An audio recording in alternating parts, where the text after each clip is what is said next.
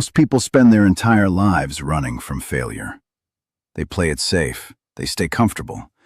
They never try anything that might not work. And you know what that gives them? A life they never actually chose. The Stoics figured this out over 2,000 years ago, and what they discovered will completely change how you think about failing. Welcome back to Iron Stoic, where ancient wisdom meets modern strength.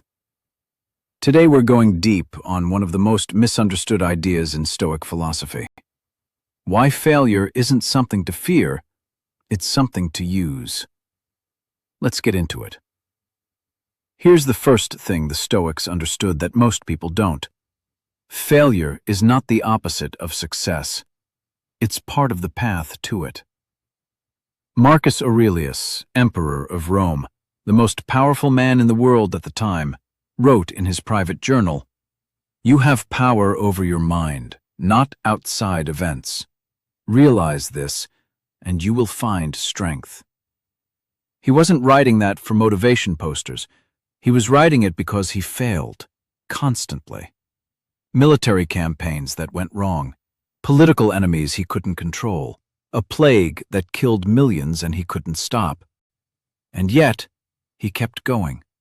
Not because he was fearless, but because he understood that failure is simply an event, not a verdict on who you are. The Stoics had a concept called the dichotomy of control. Simple idea, profound impact.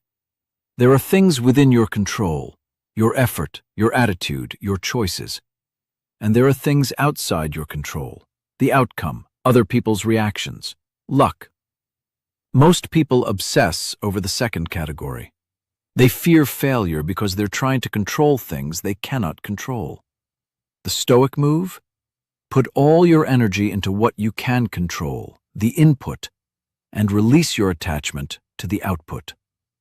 Epictetus said it directly. Seek not that the things which happen should happen as you wish, but wish the things which happen to be as they are, and you will have a tranquil flow of life. That's not giving up. That's precision. You do the work, you accept the result, you adjust, you go again. That's the Stoic loop, and it's more powerful than any motivation speech you've ever heard. Here's something that'll hit differently. The Stoics believed that letting fear of failure stop you from acting is the actual failure, not the thing that goes wrong, the paralysis that keeps you from even trying. Seneca wrote, "We suffer more in imagination than in reality." Think about that for a second. Every time you've been terrified of something going wrong, how often was the anticipation worse than the actual event? Almost always. The fear of failure is a story your mind tells you, a story about what people will think, about what it means if you fall short, about whether you're good enough. But that story? It's not real. What's real is the action you take or don't take. And every day you let fear make that decision for you, you lose a little more of the life you could be building. Now here's where it gets practical. The Stoics weren't just philosophers. They were soldiers, emperors, slaves who became teachers. Men who lived hard lives and needed real tools. One of those tools? Treat failure as information, not judgment. When something doesn't work, the Stoic asks, what does this teach me? What can I correct? What was outside my control, and what wasn't?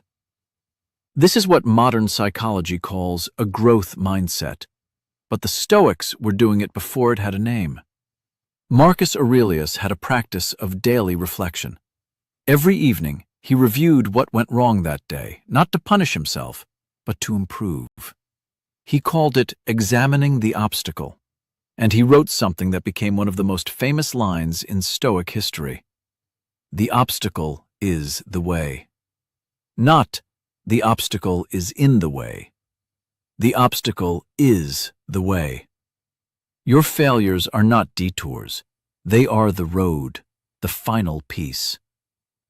Stoicism isn't just a set of ideas. It's a practice of building character.